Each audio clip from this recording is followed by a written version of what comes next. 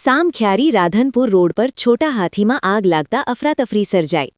તારીખ 23ની રાત્રે ભચાઉ નગરપાલિકા ફાયર ટીમને 112 મારફતે જાણ મળી હતી કે ભચાઉના Samakhiyari toll પ્લાઝાથી Radhanpur road bridge પર એક છોટા હાથી વાહનમાં આગ લાગી છે। માહિતી મળતા જ ભચાઉ ફાયર ટીમ તાત્કાલિક ઘટના સ્થળે પહોંચી હતી। તપાસમાં જાણવા મળ્યું કે મંડપનો સામાન ભરીને રાપર સાઇડ જતા દરમિયાન વાહનમાં અચાનક આગ લાગી હતી।